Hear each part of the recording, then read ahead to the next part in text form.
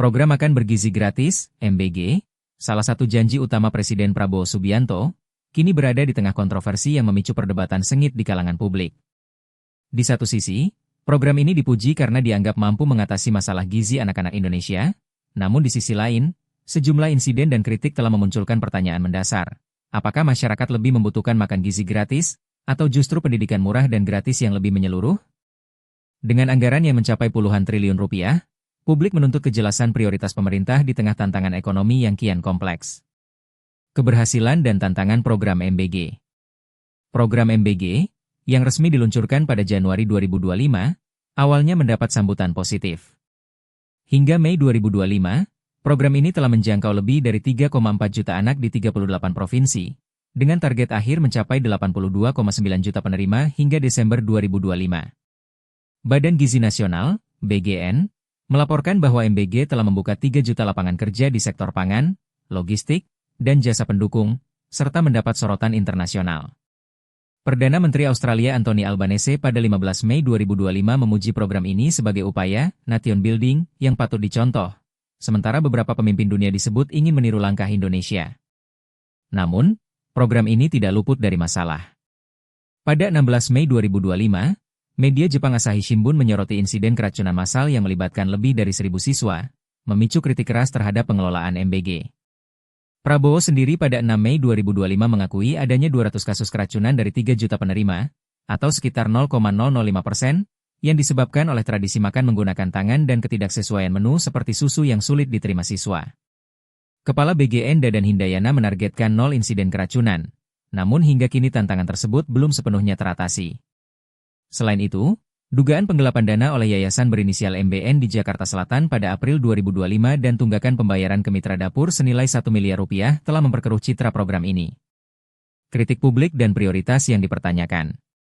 Di tengah capaian tersebut, publik mulai mempertanyakan apakah MBG benar-benar menjadi prioritas utama. Sejumlah kalangan, termasuk akademisi dan aktivis pendidikan, menilai bahwa pendidikan murah dan gratis seharusnya menjadi fokus utama pemerintah, mengingat biaya sekolah yang masih menjadi beban berat bagi masyarakat miskin. Sebuah unggahan hoaks di TikTok pada 28 April 2025, yang menyatakan bahwa Prabowo membatalkan MBG untuk diganti dengan pendidikan gratis seumur hidup, menjadi viral dan mencerminkan harapan sebagian masyarakat.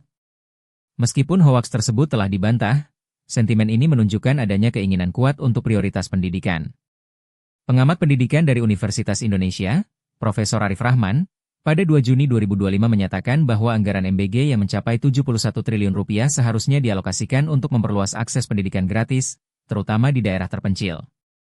Gizi penting, tetapi tanpa pendidikan yang terjangkau, anak-anak tidak akan punya masa depan yang lebih baik. Biaya sekolah, seragam, dan transportasi masih menjadi hambatan utama, ujarnya.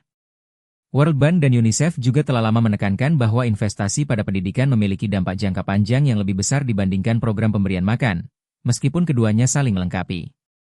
Di sisi lain, pendukung MBG berargumen bahwa gizi adalah fondasi utama untuk meningkatkan kualitas pendidikan. Zainul Munasicin, anggota Komisi 9 DPR RI, pada 21 Mei 2025 di Sukabumi menegaskan bahwa MBG adalah langkah strategis untuk memastikan anak-anak Indonesia bisa belajar dengan optimal. Anak yang lapar tidak bisa berkonsentrasi. MBG adalah investasi untuk generasi cerdas, katanya. Namun, argumen ini dianggap kurang meyakinkan oleh sebagian masyarakat, terutama setelah munculnya laporan bahwa program ini membebani anggaran negara, berdampak pada sektor lain seperti pendidikan dan perlindungan sosial. Sentimen publik di media sosial. Perdebatan ini semakin memanas di media sosial. Pada 22 Januari 2025, akun X Prabowowisme memuji MBG sebagai investasi untuk generasi cerdas, namun postingan lain seperti dari anak__Ogi pada 22 Maret 2025 mengkritik keras program ini, menyebutnya sebagai alat politik yang mengabaikan kebutuhan pendidikan. Tagar pendidikan gratis dan makan gizi gratis sama-sama trending pada awal Juni 2025, dengan ribuan netizen menyuarakan pendapat mereka. Seorang pengguna X menulis, makan gratis bagus, tapi kalau anakku nggak bisa sekolah karena biaya, apa gunanya? Sementara pengguna lain berkomentar, gizi dulu yang diurus, pendidikan nanti menyusul. Anak lapar mana bisa belajar? Konteks politik dan implikasi. Kontroversi ini tidak lepas dari konteks politik pasca Pilpres 2024. Program MBG, yang menjadi salah satu janji kampanye utama Prabowo Gibran, sering dikaitkan dengan upaya membangun citra positif pemerintahan baru. Namun, insiden keracunan dan dugaan korupsi telah memicu skeptisisme terhadap komitmen pemerintah. Prabowo pada 23 April 2025 menyinggung kritik dari kalangan profesor, menyebut mereka pintar otaknya, tapi hatinya tidak, sebuah pernyataan yang malah memperdalam polarisasi.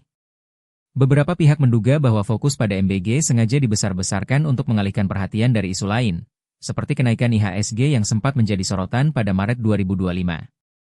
Di sisi lain, kebutuhan akan pendidikan gratis semakin mendesak di tengah inflasi yang terus meningkat. Data Badan Pusat Statistik, BPS, menunjukkan bahwa pada 2025, biaya pendidikan swasta naik rata-rata 8%, sementara bantuan seperti Program Indonesia Pintar, PIP, belum cukup menjangkau seluruh siswa miskin. Program pendidikan gratis yang lebih luas, seperti yang diterapkan di negara-negara seperti Finlandia, dianggap sebagai solusi jangka panjang untuk mengurangi kesenjangan sosial. Namun hingga kini belum menjadi prioritas utama pemerintahan Prabowo. Tantangan dan harapan ke depan. Tantangan terbesar pemerintah adalah menyeimbangkan antara kebutuhan gizi dan pendidikan. Program MBG, meskipun memiliki niat baik, menghadapi kendala implementasi seperti distribusi yang tidak merata, kebersihan makanan, dan pengelolaan anggaran. Sementara itu, sektor pendidikan membutuhkan reformasi mendalam, termasuk penghapusan biaya sekolah, pelatihan guru, dan pembangunan infrastruktur di daerah terpencil. Publik menuntut pemerintah untuk tidak hanya fokus pada satu aspek, tetapi menciptakan kebijakan yang holistik. Hingga 4 Juni 2025, pemerintah belum memberikan sinyal kuat tentang perluasan program pendidikan gratis. Namun, tekanan publik yang terus meningkat, terutama dari kalangan akademisi dan masyarakat bawah, bisa memaksa pemerintah untuk mengevaluasi prioritasnya. Apakah MBG akan terus menjadi fokus utama, atau pendidikan gratis akan mendapat perhatian lebih? Jawabannya bergantung pada langkah strategis pemerintah dalam menanggapi aspirasi masyarakat. Kontroversi seputar program makan gizi gratis Prabowo telah membuka diskusi penting tentang prioritas nasional. Sementara MBG menawarkan solusi jangka pendek untuk masalah gizi, kebutuhan akan pendidikan murah dan gratis yang menyeluruh tetap menjadi aspirasi besar masyarakat. Dengan anggaran yang terbatas dan tantangan implementasi yang kompleks, pemerintah dihadapkan pada pilihan yang sulit. Publik berharap kebijakan yang diambil tidak hanya berorientasi pada citra politik, tetapi benar-benar memenuhi kebutuhan rakyat, baik dari sisi gizi maupun pendidikan, demi masa depan yang lebih adil dan sejahtera.